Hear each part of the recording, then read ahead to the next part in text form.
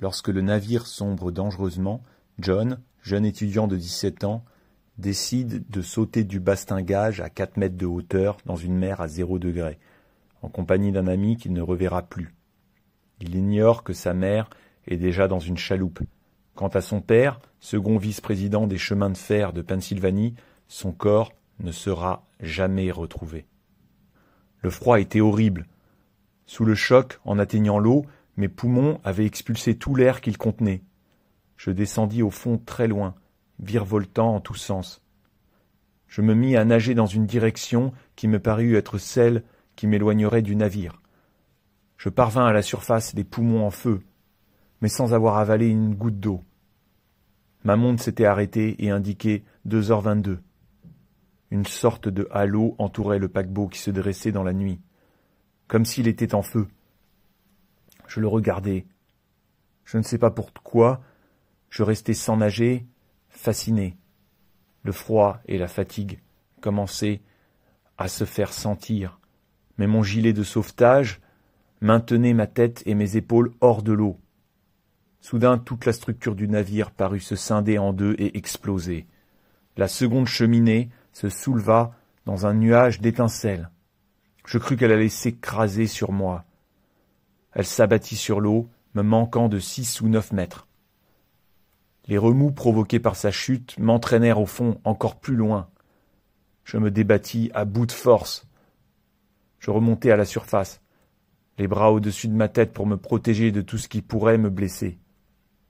Mes doigts sentirent quelque chose de doux et de ferme, de forme arrondie, un revêtement de liège, qui n'était autre que celui dont était recouvert le fond des bateaux pliables. Celui-ci flottait dans l'eau retournée. 4 ou 5 hommes tentaient de grimper sur la coque. Je donnai à mon tour une poussée pour me lancer hors de l'eau. J'étais à bout de force. Je me demandais qu'on me donne un coup de main. Quelqu'un le fit. Et je me retrouvai sur le fond, retourné du bateau, accroupi, en vie et face au Titanic. Il devait rester près de 1500 personnes à bord, et celles qui étaient là s'amassaient en groupe, s'accrochaient par grappes entières qui finissaient par tomber, tout ensemble, ou bien à 2 ou 3, à mesure que les 80 mètres formant l'arrière du bateau se levaient dans le ciel. Le paquebot s'enfonça doucement dans l'eau, comme s'il faisait une glissade, et il disparut à nos yeux. Ils entendaient les cris, et ils ne bougeaient pas. Une minute s'écoula dans un silence de mort, puis on entendit un appel au secours, ici et là, qui peu à peu s'amplifia de la voix des 1500 personnes tombées à l'eau et se changea en une longue plainte incessante qui nous entoura de toutes parts. Cela ressemblait au crissement des insectes par une nuit d'été.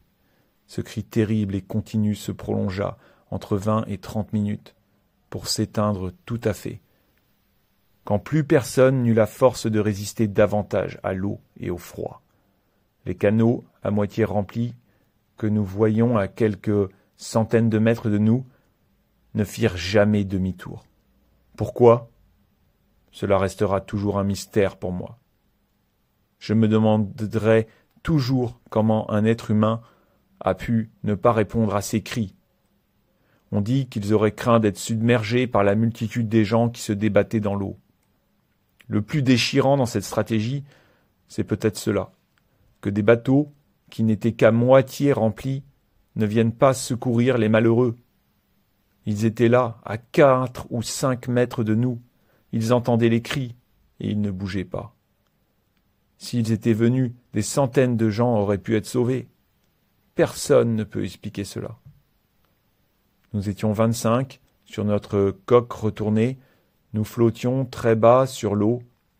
La mer s'était un peu agitée par moments, des vagues se déversaient sur nous. Harold Bride, l'assistant radio, était allongé devant moi, les jambes dans l'eau. Et nous chantions des cantiques, nous récitions des prières. C'est à Harold Bride que nous devons de n'avoir pas perdu espoir. Il n'a cessé de nous répéter les noms des bateaux qui avaient répondu à ces signaux de détresse et d'affirmer, dès que quelqu'un commençait à douter, qu'il n'allait plus tarder à se montrer. Durant tout ce temps, personne n'osa faire un mouvement de crainte de voir notre périlleux support se renverser et nous jeter à l'eau. La poche d'air, sous le fond, s'amenuisait inexorablement, et nous nous enfoncions de plus en plus.